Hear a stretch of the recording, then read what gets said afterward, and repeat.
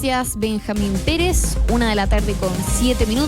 Ya está con nosotros en el estudio la ministra de la Mujer y Equidad de Género, Antonia Orellana, para hablar sobre una serie de temas, la conmemoración del 8M, los avances respecto del proyecto de la ley de aborto, término de mandato, entre otros. Ministra, ¿cómo está? Buenas tardes. Hola, ministra, ¿cómo le va? Buenas tardes. Buenas tardes, bienvenida. Viene llegando de Boston hace poquito, nos decía. Sí. ¿En qué andaba? ¿En qué se puede saber así como a grandes rasgos? En algo personal profesional. El año pasado el Foro Económico Mundial, el que organiza lo de Davos, me distinguió con el premio Jóvenes Líderes Globales. Me encanta la parte de jóvenes, sobre todo. Y viene con varias invitaciones. Yo no había podido asistir a ninguna, me sentía bastante ingrata. Y pude asistir ahora a un curso especializado de liderazgo en Harvard, pero no que ver con el gobierno. Felicitaciones. Y me fui sin goce de sueldo antes que peleen. Eso, bien. Ministra, partamos haciendo un balance también de lo que fue el último acto conmemorativo del 8M del gobierno del presidente Gabriel Boric, para luego ir destacando también los principales logros de su cartera. Yo creo que el 8 de marzo siempre tiene una connotación que va mucho más allá de un acto o una marcha, y es que es un día en que hay una conversación a nivel social, porque está en el aire, porque salen noticias, porque salen reflexiones, porque se conversa en la mesa. Yo creo que eso es lo más importante. El acto, nosotras quisimos reflejar eso, y fue un acto enfocado con más de 900 invitadas, pero que tenía una característica especial, que eran invitadas que se habían visto beneficiadas por las políticas que hemos aplicado tanto desde el Ministerio de la Mujer directamente, como también a través de las metas de transversalización de género, como por ejemplo, las mujeres conductoras del Transantiago, que estamos en una cifra PIC, o también las mujeres de la minería, porque la semana pasada anunció la ministra Williams que por segundo año consecutivo nuestro país lidera la tasa de mujeres en la minería a nivel global, por encima de Canadá, por encima de Australia, por encima de Sudáfrica, que yo creo que hay que resaltarlo mucho porque muestra que hasta hace poquito, no tanto tiempo, tuvimos obstáculos legales a la participación de la mujer en minería. Hasta el 96 no podíamos entrar a faena. Sí, pues. Oiga, ayer en paralelo a esta conmemoración se concretó esta reunión entre el presidente Boric y el presidente... Un poquito después. Sí, pero igual generó un poco de ruido eso. ¿A usted le incomodó? ¿Ya sabía que se iba a concretar este encuentro? Porque salieron varias voces de mujeres ligadas a la política que de una manera le incomodó. Habían preferido una fecha, quizá hoy día o un poquito más tarde. Porque se dio como igual todo como paralelo también. A pesar de que usted dice que fue un poquito después. Pero... No alcanzamos a hacer el acto. Ahora, yo creo que lo relevante es que había causado mucho debate este gesto del presidente electo de retirarse del diálogo y dar por cerrado los procesos de traspaso de información. Me alegro mucho de que se hayan retomado en un sentido como más republicano, no del partido, sino de la República. Y como decía, el 8 de marzo es realmente, a mí me encanta. Fui a mi último acto, fue muy emocionante. Invité a las 2 abuelas de mi hijo para agradecerle por toda la paña de estos años, pero lo relevante del 8 de marzo es la conversación social, no los actos. Sí, en esa línea, ministra Antonia Orellana, le quería preguntar sobre la relación que han tenido a lo largo de estos 4 años con los movimientos feministas, porque se lo pregunto también porque la vocera de la coordinadora feminista 8M fue bien crítica con el presidente Boric, a quien acusó de instrumentalizar el feminismo. ¿Usted está de acuerdo con esa crítica? O sea, yo creo que esa crítica se hace hacia muchos lados. La derecha dice que el gobierno instrumentalizó el feminismo, la coordinadora 8 de marzo, que quiero recordar que es una organización. En el feminismo chileno y en general en el mundo no existe algo así como la federación de organizaciones donde hay una presidenta única que habla por todas. Es una de las gracias que tiene su pluralismo. Y en estos 4 años hemos podido trabajar muy de la mano. Sí, cuando el diputado Johannes Kaiser dijo en la sala de la Cámara de Diputados y Diputadas que estábamos creando niños privilegiados por crear la ley de pensión de reparación para hijos e hijas de víctimas de femicidio, es decir, para apoyar a las abuelas que se quedan a cargo, no me ofendió a mí, que creo que tampoco era su objetivo. Ofendió a las que estaban en la gradería del Congreso, que eran las familiares de víctimas de femicidio. Abuelas que se quedan súbitamente no solo viviendo un luto, sino también teniendo que hacer cargo de un niño que también vive un duelo. Lo pongo como ejemplo porque la verdad es que respetando que ocupamos lugares distintos, yo no, siendo ministra no puedo actuar como activista, los activistas no tienen por qué bancar todo lo que se decida en el ministerio, son autónomas. Hemos logrado siempre ir encontrando puntos para avanzar en conjunto, tal como lo refleja esa anécdota, donde ellas de hecho después se acercaron a esa bancada y lograron que se desistieran de esta idea de llevar esa ley al Tribunal Constitucional, lo que hoy nos ha permitido pagar más de 200 pensiones de apoyo que se mantienen hacia esos niños y niñas y en mayoría sus abuelas. Y por lo tanto diría que me tomo con Andina. Eso porque creo que hay una pluralidad muy grande de organizaciones. Con algunas hemos podido trabajar en mayor consenso, con otras con diferencias. Lo importante desde nuestra parte es que siempre han estado las puertas abiertas para el diálogo para quien quiera tenerlo. Ministra, conversamos con Antonia Orellana, ministra de la Mujer y Equidad de Género. Usted ha dicho que hay dos grandes pendientes que quedan de su paso por el ministerio: Sala Cuna y Sociedad Conyugal. ¿Por qué no se lograron cerrar esos temas y qué tan posible ve que se puedan avanzar en la próxima administración? Hay cambio de gobierno y también en el Congreso hay cambio importante. En Sociedad Conyugal pues todavía hay una oportunidad porque creo que las senadoras que siguen en ejercicio lo siguen levantando. ¿Por qué? Porque no es un capricho, es una necesidad. Las mujeres casadas en nuestro país siguen dependiendo de la autorización del marido. Nosotros alcanzamos a hacer una propuesta que integraba muchas de las reticencias que tenía, por ejemplo, la senadora Luce Bensperger de la UDI, pero creo que también hubo senadores oficialistas que se plegaron a eso y por lo tanto no alcanzamos. Porque poner en votación algo que se iba a perder significaba perder 14 años de trabajo, que es lo que lleva ese proyecto de tramitación. Me habría encantado ser la última en sacarlo, pero lamentablemente no se logró y espero que bueno, sea algo que se continúe, porque además no es solamente una agenda política nuestra como autoridades, es una obligación que tiene el Estado de Chile, que incluye el Poder Legislativo como Estado, desde que tenemos un acuerdo de solución con la Comisión Interamericana de Derechos Humanos, que dijo, tienes aquí una norma que es discriminatoria, que limita la posibilidad de decidir sobre sus bienes a las mujeres chilenas. Así que hay que seguir avanzando, si no nos vamos a ir, de hecho, a arriesgar una condena internacional. Bueno, sería bastante vergonzoso. Y respecto a Sala Cuna, mirando el contexto, el año 2022, ¿cuál era el escenario respecto a esto? El escenario era que había una iniciativa que pertenecía al gobierno del presidente Piñera que no había logrado avanzar, que no tenía consenso ni dentro de su propio mundo, que tenía la oposición firme de las trabajadoras de la educación parvularia, que tenían puntos bastante relevantes, que tenía reticencias por parte de economistas y sindicatos por igual. Y logramos avanzar con no solamente un consenso técnico, es decir, hay pocas iniciativas en las cuales tú puedes decir que puedes sentar en la misma mesa a la CUT, al exministro... Claro, es un consenso transversal, de todos los sectores, CUT, claro. El exministro Harald Beyer, Andrea Repeto, Comunidad Mujer y la Asociación Nacional de Funcionarios de la JUNJI. Como digo, eso se avanzó y eso no se avanzó por osmosis, porque hicimos un trabajo desde el 2023 muy detallado de aunar voluntades buscando el punto de consenso que nos permitió también, y por eso digo que es importante valorar, leía hoy día en La Tercera a María de los Ángeles Fernández, yo creo que no está informada, porque decía que solo se había recuperado el tramo de discusión en el último periodo.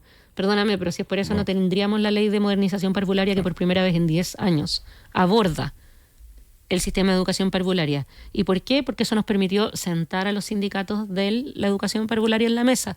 ¿Por qué? Porque tenían un punto. Tú no puedes pretender aumentar el derecho a Sala Cuna, quiere decir más guaguas con derecho a Sala Cuna, si no preparas al sistema.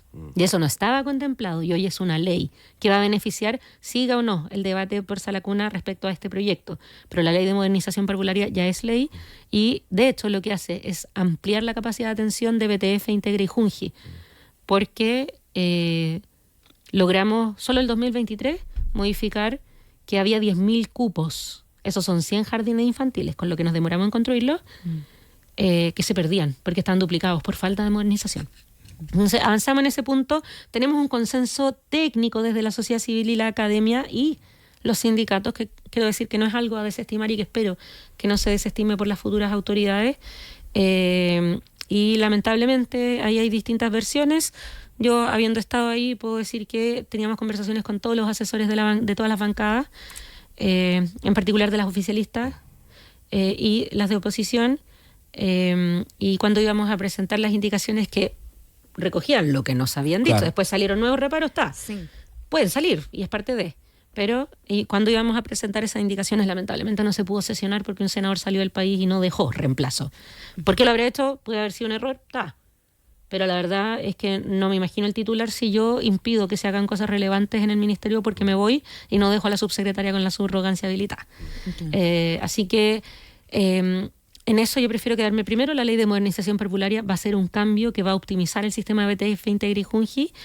Y en segundo lugar, hay un debate avanzado que integra, como decía, un grupo muy amplio que va a permitir que esto se pueda seguir discutiendo independiente de lo que piense el futuro ejecutivo, porque yo creo que el problema de la sala cuna en nuestro país y del artículo 203 del Código del Trabajo y de nuestra tasa de inserción laboral femenina están íntimamente involucrados unos con otros y no van a desaparecer el 11 de marzo del 2026, así como no apareció. No nació ese problema el 11 de marzo del 2022. Ministra Orellana, en estos 4 años, ¿cuál diría usted que es el principal logro de su cartera? Y también, ¿cuál fue el momento más difícil para usted, para el gobierno también? Yo creo que en primer lugar, en cuanto a los logros del ministerio, hay 3 principales. Uno es la ley Papito Corazón, que como ayer decía en un discurso Safka Polak, que yo quiero agradecer públicamente porque sin ser partidaria del gobierno nos ha acompañado en una cantidad de charlas en terreno, ayer en La Moneda, pero yo puedo decir que una ley es buena como ministra en terreno, pero si llevo a alguien que le funcionó en estos tiempos de desconfianza es mucho más efectivo y ella ha sido muy generosa con eso. Da una nueva herramienta que permite efectivamente el cobro. Ya son más de 3 billones en órdenes de pago, pero lo que introduce también es la pregunta respecto a hasta cuándo vamos a tolerar el abandono parental. Yo creo que esa es una pregunta muy importante, sobre todo ahora que se discute la tasa de natalidad.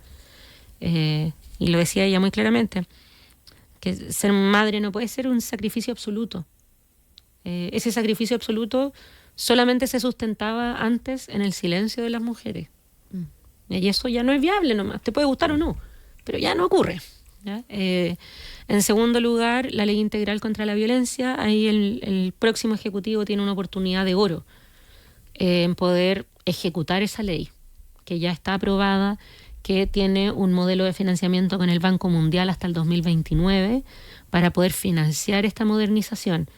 Que tiene básicamente que ver con conectar a las distintas instituciones que median cuando ocurre un acto de violencia de género para que sean eficaces y oportunas, no pregunten 10 veces, puedan tomar las decisiones a tiempo y no revictimicen. En tercer lugar, es algo que nos enorgullece mucho porque no es apreciación mía. Cualquiera puede buscar en la página de Contraloría General de la República el informe coordinado, la auditoría coordinada a la atención de la violencia contra las mujeres durante la pandemia de COVID-19.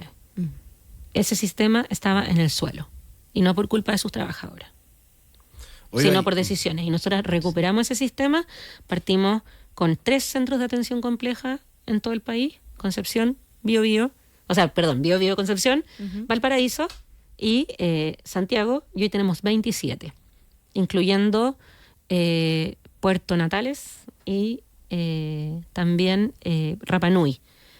Hemos atendido a más de 1 millón de mujeres durante los últimos 3 años. Siempre dicen desde algunos sectores de la oposición, eso es solo para las amigas de... Quiero decirles que no tengo 1 millón de amigas, no soy tan popular, así que no lugar a la crítica. Y yo creo que eso es muy importante y también es una oportunidad para la próxima gestión de mantener ese nivel de atención, porque la verdad es que nunca vamos a ver resultados en violencia de género si las cosas cambian año a año. Y así como yo no presenté mi iniciativa propia, sino que recogí la que venía del gobierno de la presidenta, que venía con cambios durante el gobierno del presidente Piñera y continúe su tramitación, yo creo que hay que tener la visión suficiente para mantener estas políticas que son de Estado, porque con 4 años de intervención tú no modificas el curso de un buque tan grande. Oiga, ministra, y volviendo un poco a la pregunta que le hacía Antonia, le preguntaba también por el momento más incómodo. ¿Fue el caso Monsalve quizá el momento más incómodo que estuvo usted a cargo de de la cartera y si eso de una otra manera mermó la credibilidad de la agenda de género del gobierno. Sí, a mí me llama mucho la atención que el día de ayer, siendo 8 de marzo, teniendo tantas cosas que hacer, siendo futuro oficialismo, la acción que haya desplegado la UDI sea colgar un cartel con la cara de Monsalve en el Mapocho. Como mucho. O sea, pueden hacer lo que se les cante, digo, como no autónomos, pero ¿realmente eso es lo que tienes para proponer? ¿Cómo andamos por casa con Macaya? Claro. Sí. Que acaba de votar un proyecto de ley que beneficiaría potencialmente a su propio padre. Digo, entonces como yo creo que fue un momento duro para mí en el nivel personal, pero lo que hay que rescatar, y es lo verdaderamente importante en mi opinión, porque yo no soy tan interesante, yo soy una figura pública, pero lo que importante son las instituciones, es ver cómo se desarrolla ahora el juicio. Y en ese sentido hay una cuestión que yo observo con preocupación, que es que la tendencia estadística en nuestro país respecto a los casos de delitos sexuales a mujeres mayores de 18 años suele ser rebajar la gravedad desde el sistema judicial de violación a abuso sexual. Y eso tiene otras connotaciones de pena y gravedad. ¿Por qué principalmente eso? Porque a las víctimas mayores de edad no se les suele creer. Y hay muchos casos que tienen que ver con consumo de alcohol. Y yo he visto una estrategia consistente por parte de la defensa del ex subsecretario de tratar de minar la credibilidad de la víctima. Y por lo tanto, eso es algo que yo observo con preocupación, porque creo que he observado con preocupación por las mujeres en nuestro país. Porque cuando se empezaron a filtrar masivamente videos, cuestiones así, a nosotros nos llegaban los mensajes. Pues. Sí. Esto va a pasar con mi causa. Este es el resguardo que hay respecto de las causas de delitos sexuales. Y yo creo que ese es el punto que va a seguir siendo muy delicado. Sí. Ministra Orellana, estamos conversando con la ministra de la Mujer y Equidad de Género, Antonia Orellana. Ya para ir cerrando, me gustaría preguntarle que a partir de este 11 de marzo, ¿qué lugar va a tomar? ¿Cómo va a mirar la contingencia? ¿Qué se viene para usted? No, yo creo que en eso, como le conté en algún momento a alguien en esta misma salón, me compré una lijadora manual y quiero lijar el piso porque mi perro lo tiene muy feo. Y por más que lo limpie, no se ve limpio porque está muy rayado. Es un parqué, el perro pesa 30 kilos. ¿No? Entonces, ese es algo parecido en mi plan más inmediato. Y también ir a dejar y a buscar a mi hijo al colegio. Y ver a Colo Colo tranquila, me imagino, ¿no? Mira, últimamente Colo Colo no da tranquilidad. Es una de mis fuentes de estrés más estables. Oiga, antes de terminar, ¿cómo ha sido el traspaso con la futura ministra Marín? Y preguntarle cuál cree usted que sería una señal tranquilizadora desde su punto de vista en sus primeros días en el cargo. No, yo no creo que este sea mi rol decir qué es lo que la nueva ministra debería hacer. Sí, hemos tenido un buen proceso de traspaso, en mi opinión. ¿Ya? En que tuvimos más de 3 horas de reunión, conversando en particular sobre el tema de la ley integral contra la violencia hacia las mujeres y su implementación. Ella como concejal había tenido la oportunidad de observar las necesidades que tienen de mejorar los centros de la mujer en zonas como San Ramón. Creo que una preocupación compartida. Estaba muy interesada en el tema de las mesas público-privadas que hemos llevado para minería, para transporte y las oportunidades que eso ofrece de acelerar el ingreso al empleo. Por supuesto, no estuvimos de acuerdo en cuanto a derechos sexuales y reproductivos, me parece que no hay novedad alguna en eso, pero creo que ha sido un proceso que espero que sea igualmente satisfactorio para ambas partes. Perfecto. Ministra de la Mujer y Equidad de Género, Antonia Orellana, conversando con nosotros. En que de nuevo, muchísimas gracias, ministra, por la conversación. Que esté muy bien. Éxito, pues. Muchas gracias. ¿Puedo dar un dato? Claro. Sí, pues. A propósito de lo mismo, creo que es muy importante que la ciudadanía conozca que hay una página que se llama traspaso.digital.gov.cl, en donde de hecho pueden ver los documentos que hemos puesto a disposición de las nuevas autoridades. La mayoría son muchas planillas de Excel, así funciona las herramientas de gestión, pero